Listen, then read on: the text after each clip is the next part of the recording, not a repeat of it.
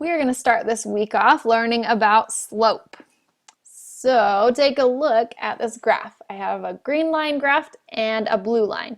And the question is, how steep are these lines? Can you describe how steep they are?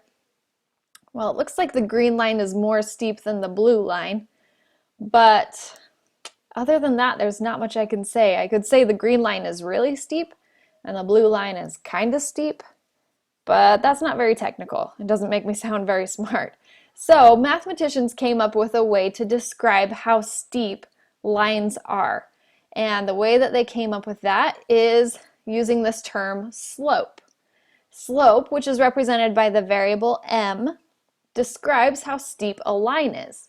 It describes the change in y values compared to the change in x values.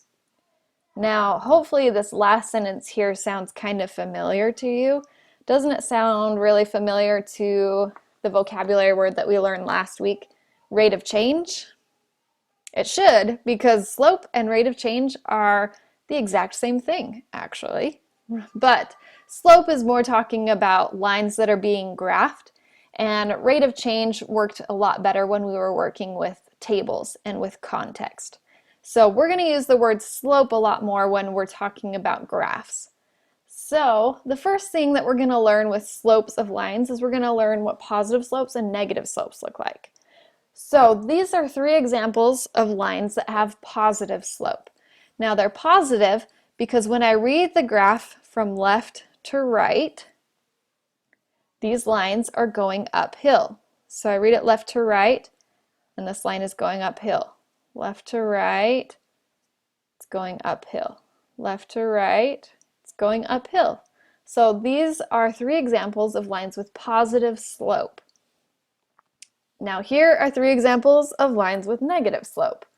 Notice this line, when I read it left to right, it's going down. Left to right, it's going downhill.